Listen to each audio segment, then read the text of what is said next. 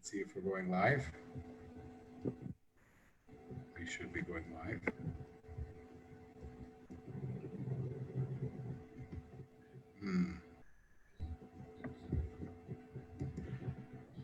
Are we live?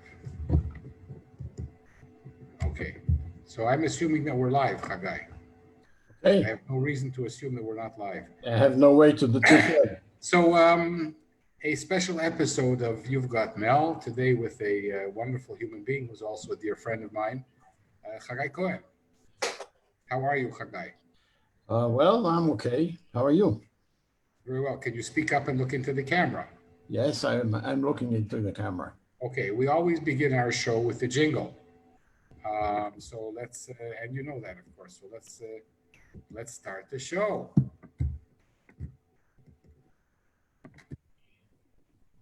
Here we go. Get a chair, grab a seat, or we'll sweep you off your feet. We move, we groove, you got Mel.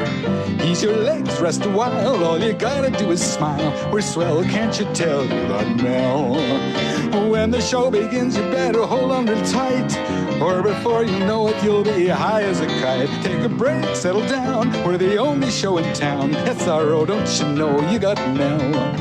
Give it up, don't think twice, we're a hurricane on ice. What the hell, give a yell, ring your bell, show and tell. Mademoiselle, give a smell, you got Mel. You've got Mel. And Mel has Hagai Cohen. Hagai. Yes. So let's start off with the following remark. You are a curious person. I mean that in a good way. I mean, you're a curious person, but you're also a curious person. In fact, you're one of the most curious people I know. Most kids are curious when they're 4 or 5 years old. They touch everything, they turn everything over, they break things. You're a lot older, and you never lost your childish curiosity. How is that? It's hard to look. If you are born with a defect, you don't know that you have it. And I was born with it, so I never looked at it as a different, I couldn't be any different person. I had it from a very early age. So is it genetic? You think it's genetic? Yes, it might be genetic. Okay, when is the first time you remember being curious and getting into trouble? Well, it was... let's say I was 2.5 years old. I was curious and I was looking for a bear. Next to our house, there was a kind of a dry creek, and on the other side of the creek, there was a burial cave, quite old one, at least 2,000 years old. And my parents told me as a joke that a bear lives over there. A bear lives in the burial cave. And yeah, in the burial, it was the home of a bear.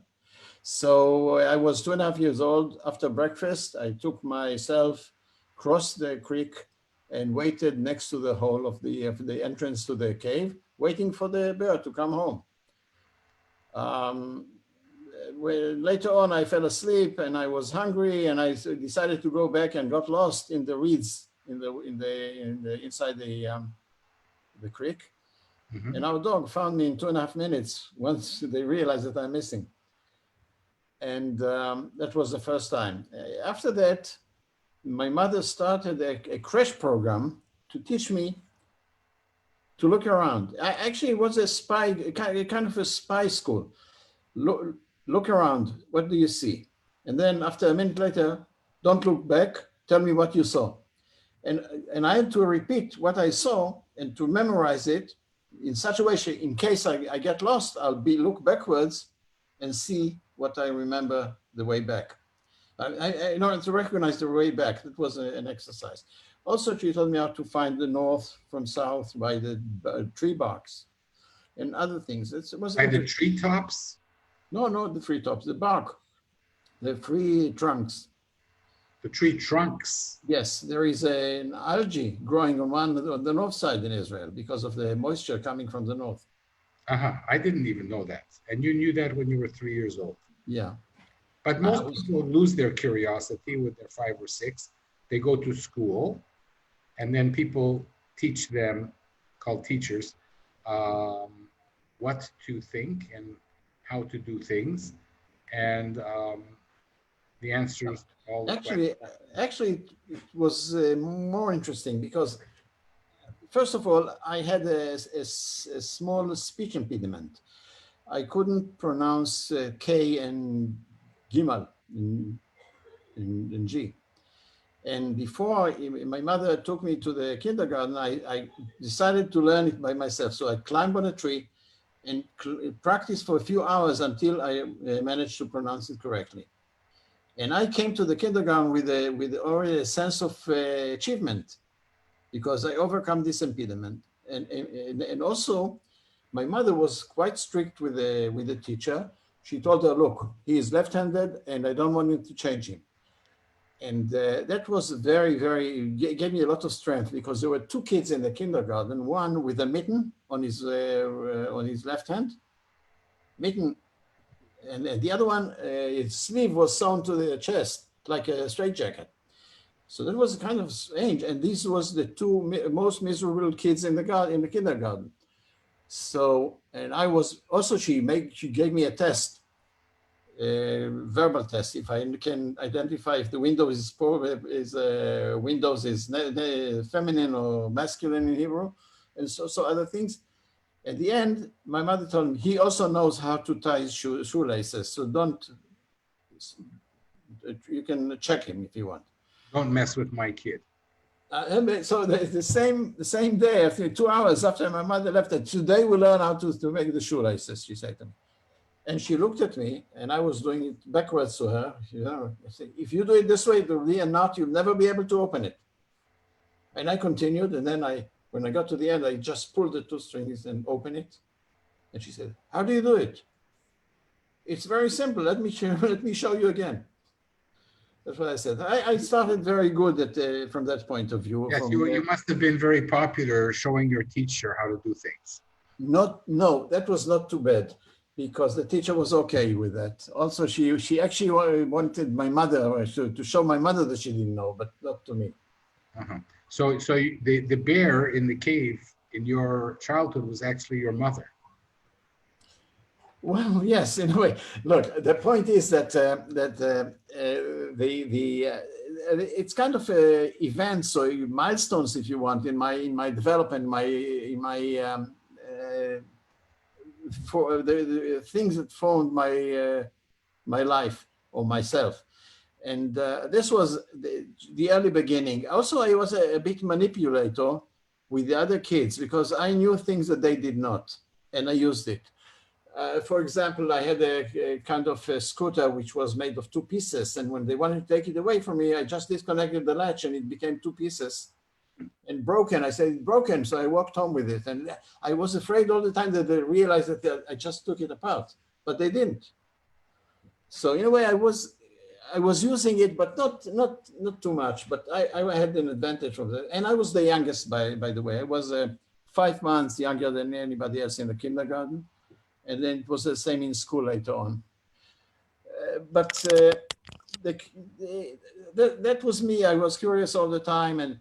But I also had a kind of, I don't know if to call it a show off. I'll give you an example of the first day in school, which was also interesting. The first day in school, there were all kids crying and with the parents, and there was a kind of balagan. I know. A mess. A mess. And in a way, they didn't know what to do. There was one child without his mother standing in the middle of the hall. And one kid came to me, whispered in my ear, "This boy has no father." And I said, "This in the middle?" She said, "Yes." So I went directly to this boy and I said, "My name is Hagai. What's your name?" And he said, "My name is Uzi. Uzi Yalovsky." By the way, the father of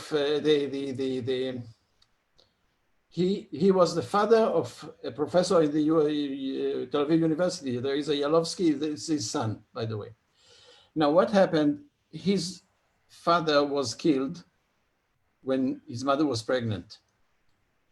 and he was born without knowing his father, and that's the way he came to school. I think I never saw his mother much because she was always in the shadows and she didn't go out much. Anyway, there was a very quiet. When I said I'm Hagai and he said I'm Uzi, it was very quiet. All of a sudden, there was, because I talked to a boy without a father. So the teacher came to me, arranged the kids, and said, let's walk to the class. And he said to me, it was very nice of you that you spoke to Uzi. I said, would you like to sit next to him in the class? And he said, yes, but I'm left-handed. I have to sit on the left-hand side. And I became the favorite of the teacher even before I started school. Why was that? Because you were left-handed, or because you No, were... because I spoke to Uzi and was not afraid of him. So Hagai, you have like a kind of almost a dual personality. On the one hand, you're one of the nicest people that I know, but you do have an edge. You do have an edge to you. Yeah. You did pull tricks on people during your career. Yes, I did. And the other very peculiar thing is that you spent your career as a flight engineer, where it's not about being creative, and you're arguably the most creative person I know. Let me put it this way. Try and look at the audience when you're putting it this way. Okay. Flying is not a creative job. It's not creative, but you have to follow checklists. You have to do things. But in most of the cases, each flight is different than the other, and there is a room from creativity. Not from the making the flights different, or not to making maneuver or things like that, but realizing what you could do with the information that you have. And in many cases, it helped me a lot because I could tell. In one cases, I was already in a position as a trainer. They were stealing fuel from us, the mobs in New York and Montreal. And now, if you take, you know that you don't have the fuel, so you add the fuel, and then you're okay. The airplane is okay, but if anything happens, a tire blows up or anything, and they come with the investigation, you were overweight. You took more than what you were calculated. It was calculated, and there was no way to get out of it. So here, how I became creative. I wrote letters to Boeing and to the FAA and to other people and say, I would like to check the reliability of the fuel gauges. And this is my procedure. My procedure changed a little bit of the normal procedure, which was okay. And I could tell exactly if the fuel is missing or not. 3 months later, I took all the reports of all the engineers and I sent it to FAA without saying a word. And to the FBI as well. And they raided the two places and they finished it. They were stealing about, I think, 1.5%. So when you take about 140 tons of fuel, it's your shortage in your reserves at the end, 1.5 tons, which is a lot of flying time. So being creative was in many other cases as well, how to tell if a brake is not inoperative or not without really taking apart everything, all kind of things like that. It was the way I used my curiosity to learn it and my ability to manipulate the system, if you want, because I did think according to the checklist, according to what is legal, but on the other hand, I did it in a certain creative way, so I would be able to have the information. I'll give you another example. This was combining the two things, this curiosity and the other thing, and the manipulation of people. We flew over the Atlantic. I'm watching the instruments all the time, and I realized that when we are getting into a low pressure section in the Atlantic, the speed is increasing and the temperature is going up as well. And we same altitude, right? Okay. So that means that we actually descended. In the actual feet, we descended, but not. I'll take your word for it. Hagai, your audience are not flight engineers. No, I know. Okay, I use this temperature gauge to tell if there would be a drift or not on the airplane. So if the wind will come from the left and from the right. And I was jumping in front of the navigator. At that time, we had navigators on board. And he said, how do you know? I said, what do you mean? Don't you see it? Without telling them how I did it. Anyway, so that was a kind of manipulation of the system, but that's not the point. The point is that it is not a creative job, but it was for me very addictive job. And the reason for that is a job that you don't bring home. You don't bring home the stories of defects. You don't bring the stories of threats by the terrorists. You don't bring home the weather. And when you come home, all you have to do is to be with the children, and nobody can make you angry. There is nothing you bring home. You just put off the last switch, and that's it. Finished. Abroad, I had to really think very hard what sauce to put on the steak. That's it. I mean, this is it. I mean, it's a kind of work you need concentration while you do it. You need to think. You have to be alert. But when it's over, that's it. Done. Nothing. In a way, it's like a Zoom. You turn it off and everything disappears. In retrospect, you fell into your career as a flight engineer. If you and we talked about this many times, it was in an era of economic difficulty in Israel, and you were able to finance your family, 4 children, build a house, get involved in all kinds of side businesses, construction, bars, children's toys. I don't know, many things that I don't know about.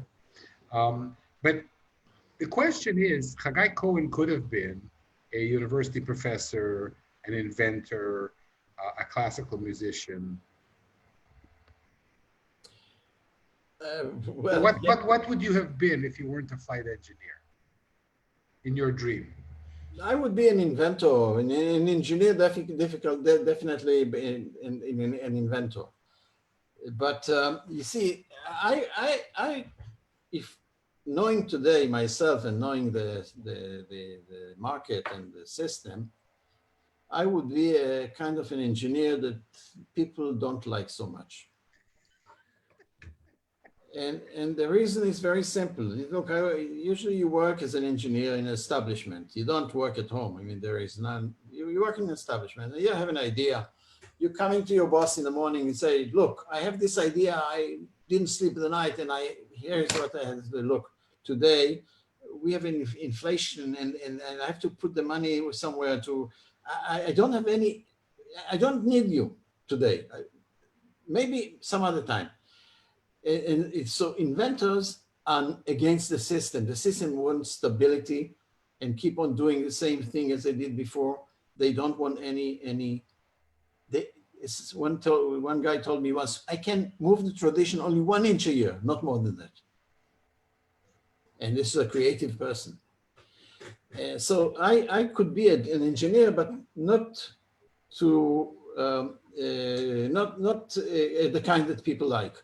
On the other hand, if I would be, let's say, a son of a manufacturer and being an engineer like this, I could be, the sky would be the limit.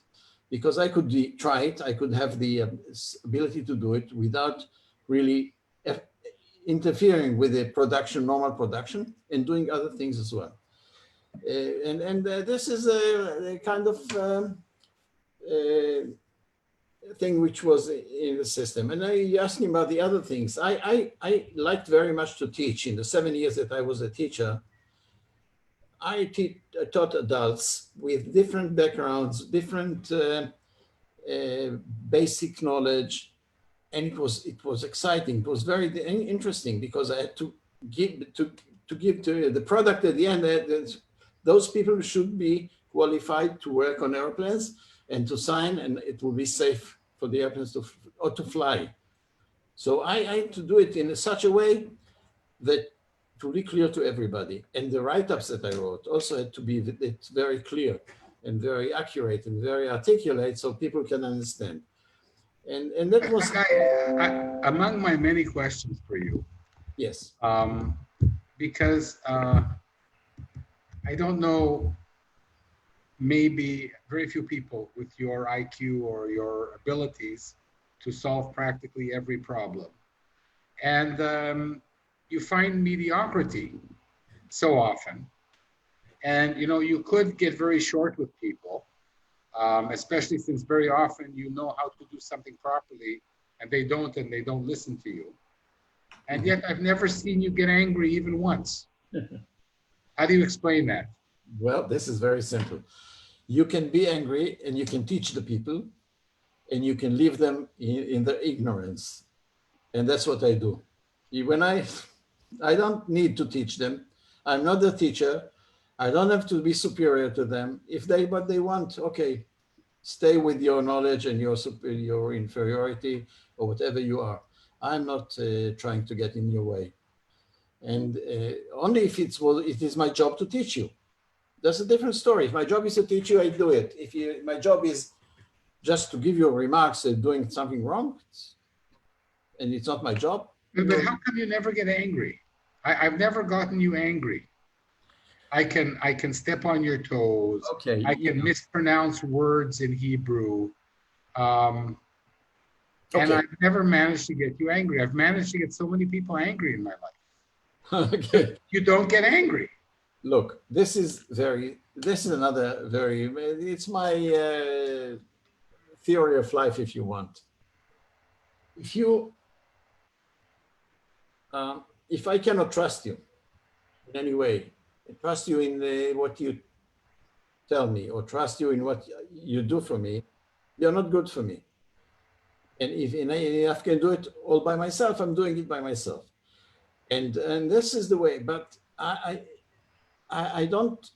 not a jealous person, because if I have to be jealous of something, this person is not good for me by definition. So I just give it away. I ignore this person, ignore this possibility. Look, I built my own house, you know that. Yes. And many people were coming every day to see the crazy guy who builds his own house. And they never mentioned it, that they are just checking me all the time to see if I fail. But the moment there was a house ready and I was painting the gate, all of them disappeared. Nobody came ever again, because their advantage over me was that I was about to fail and they believed that I'll fail. And when I finished it, there was unbalanced exchange between us. So you didn't deliver their expectations. Yes, and it's happened. Do you ever get angry? Do you ever yell at people? No. Sometimes when my wife doesn't hear what I say, I repeat it loudly. If you want, I was invited once to a party. The party was divorced people joined together to discuss the problem. And I came over there and said, "What's your position?" I said, "Me and my wife speak less and less recently, but much louder." And Hagai, here's something else that I've learned about you through the years. You are a very brave person. I've never seen anybody. Well, I have a few friends who have this mutation that is very hard to get them frightened or worried. Look, when you're capable of doing things in your life, and I don't know what you mean brave. I wouldn't jump from a mountain and just for show off or anything like that. I'm not how do you call this name? No, but you saved a lot of airplanes from colliding. Yeah. Yes, I did. But most people would just freak out. You flew an airplane once into volcanic ash, and everybody freaked out, and you didn't lose your cool.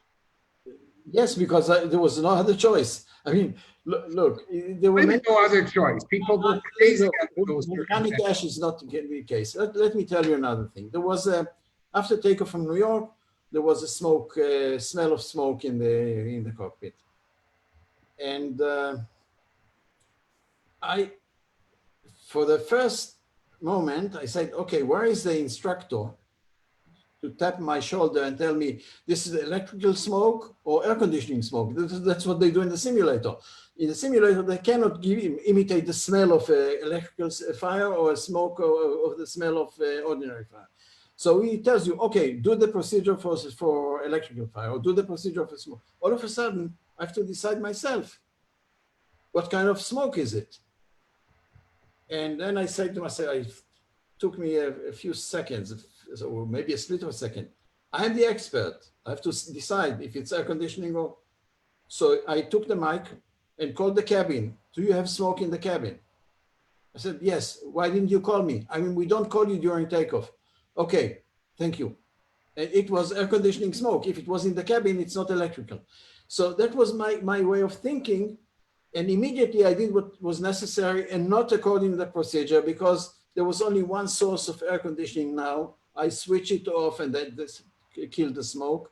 And then I did the research later on what's going on and fixed it. So they say that curiosity killed the cat, but creativity saved you from a few very dangerous situations. Yeah, so look, I wouldn't say disaster. It wouldn't save me from disaster. It saved me for doing things, let's say, more complicated or more expensive or more time consuming to the company.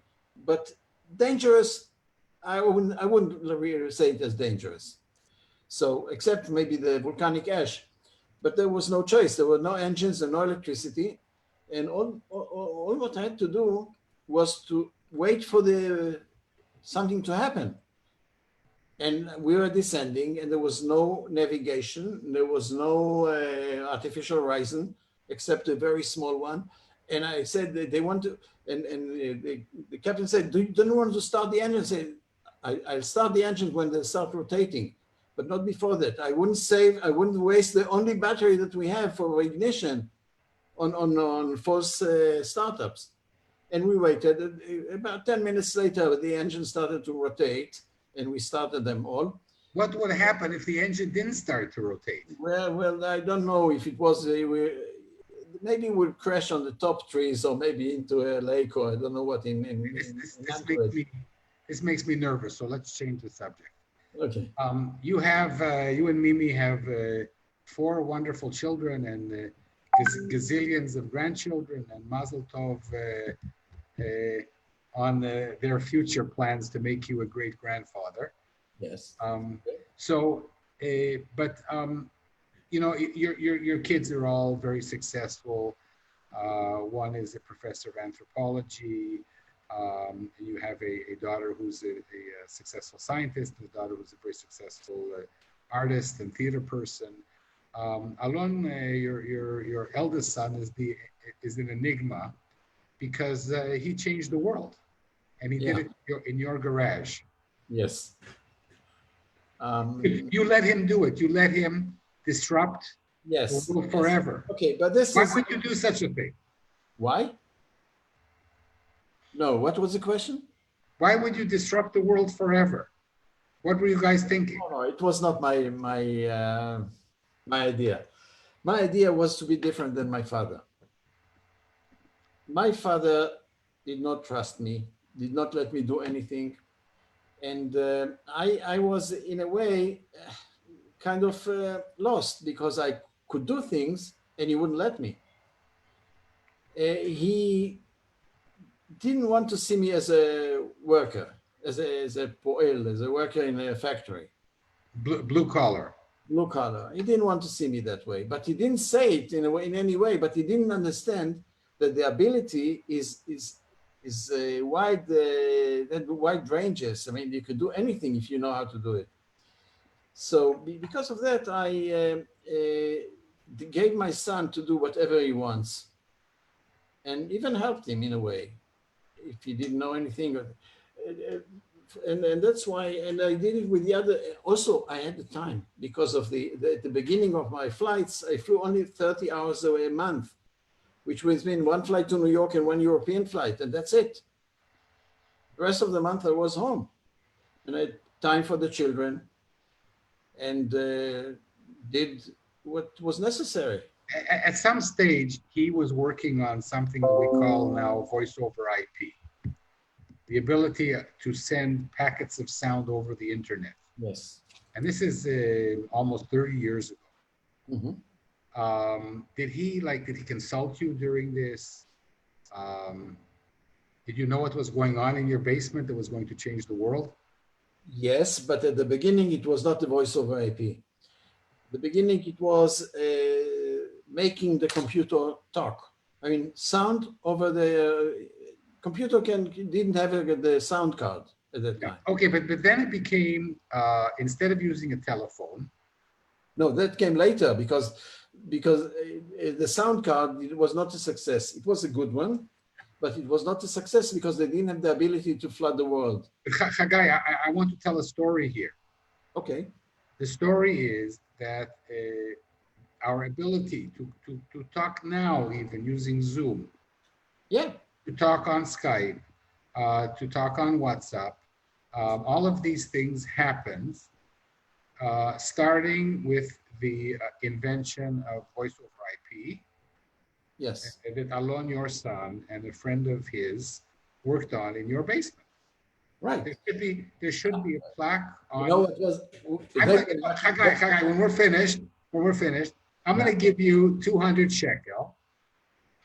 Okay, and we're going to make a plaque, like in London, and we'll hang it on your garage. Yes. Okay.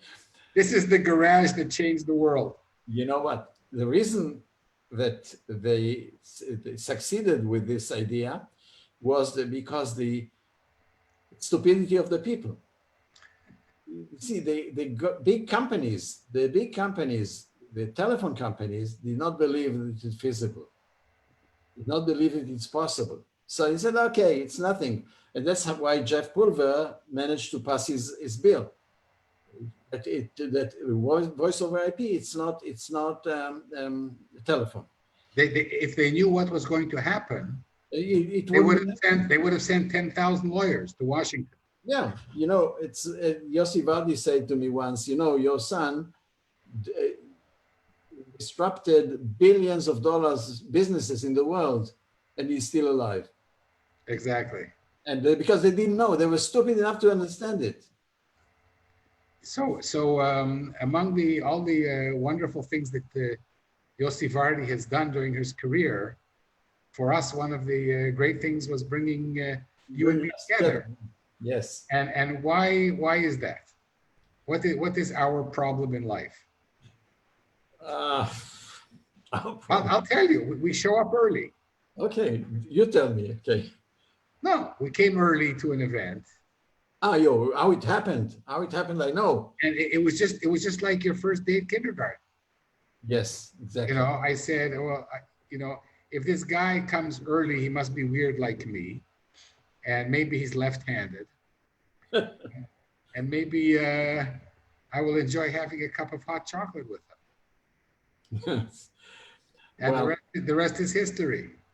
Yeah, in fact, it's because you were not afraid to talk to me. Some people are standing next to me and will never say a word. Even if I talk to them, they don't talk back. So why is that? I don't know. Sometimes if I'm standing in line with another person, and seems to me looks okay, normal, and I say a word or something like that, well, you know, that's it. And then it doesn't continue. He doesn't want to talk to me, or maybe. It kind of depends what word you say, Hagai Cohen. No. It's I never say any word to insult anybody, and I never. And you know, there are many words I don't know the spelling even. Believe me. Hagai Cohen, is there anything I haven't asked you? I haven't asked you, how you met Bridget Bardot and how you had the whiskey. These are stories. Okay, you can tell with James Bond. No, we're going to do that another time. Sorry. Yes. Hagai and his 5,000 stories. But is there anything that I should have asked you that I didn't ask you? Yes. What is it?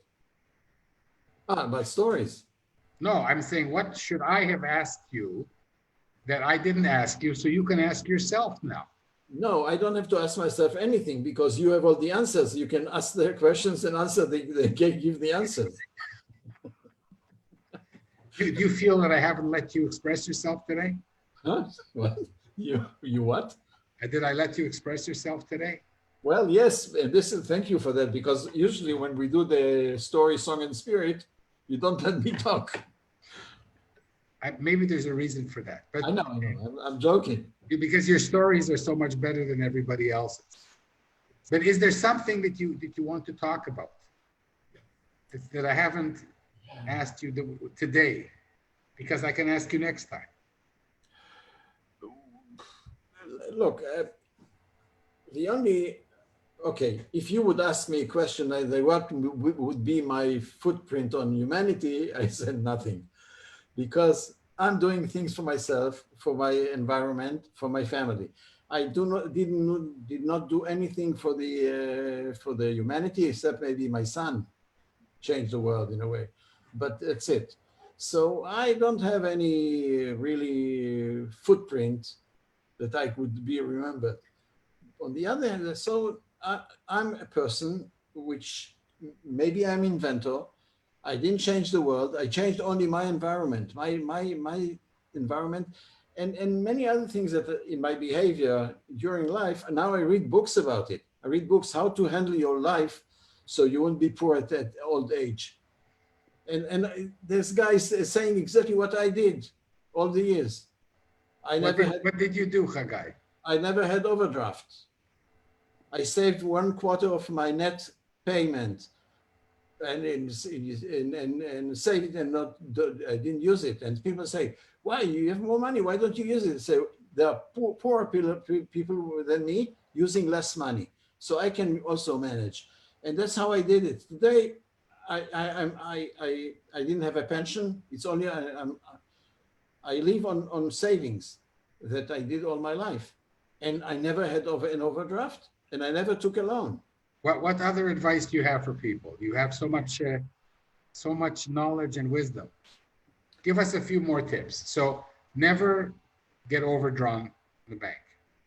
Number one. Number two. Try to rely on people. Try to. Well, okay. Don't rely too much on what people tell you. Check everything. Check everything they tell you. Whether if it's a salesman or parent or anything else, check and check and check. The more you check, the more you learn, and the more you know. And I'll give you an example. You want a story? I'll give you a story. I was 7 years old. The people watching want a goodbye story. Huh? I feel that the people in the audience want one more story from you. Okay. I was 7 years old, and my parents decided to give me a birthday party. My father bought balloons with a whistle. You blow the balloon, and then when you let the air out, it whistles. And that was the giveaway to the children during the war. That was very difficult to find a thing like that. The same day of my birthday, my father took all the balloons and boiled them in water. And the whistle was a paper whistle, disappeared, and the balloon there was no giveaway for the children. And I asked my father at that time, why did you boil I wanted to know, why did you boil the balloons? So he got angry. He got angry because he did it. He got angry because I didn't get my reward. He got angry because I asked the question, and he said, when you grow up, you'll understand. Well, this is, for me, it's challenging. So I started to investigate, and I found out that the guy who sold there was a girl in the neighborhood who got venereal disease, and they said that it's due to the balloon that she bought from that guy who was selling things from a suitcase. And It kind of depends what they did with balloons in those days, I'm guessing. Yeah, exactly. But the point was that they said to me she got syphilis. And I learned the word syphilis. I came to my father and said, what is syphilis? And he blew he blew a gasket, you know? He said, why? He screamed at me. And then I said, was a curious more than that. I found, what is the guy? Suddenly it's, in Hebrew, it's machalat min. For me, it was min machala. I mean, it's a sexually transmitted disease. Kind of disease, not a disease, venereal disease. But the point was that then later, and then they told me not only the daughter got it, also a sister and the mother. They all got the same syphilis. You know why, Hagai? I didn't understand it at the time. It took me years. Because they were a very friendly family. Exactly. It took me years to understand it. But I learned what syphilis is because they didn't want to tell me. So I don't know if it's a good story or bad story, but this is the way every time since then I didn't believe, or let's put it this way. It's not I didn't believe, I checked everything that I was told, if it's true or not. And there was other incidents with my father and other people that were trying to give me one story and it wasn't true. And I learned to check everything. And it was a kind of principle for me, to check everything. The way I read newspapers today. There is no fake newspaper. Everything is fake.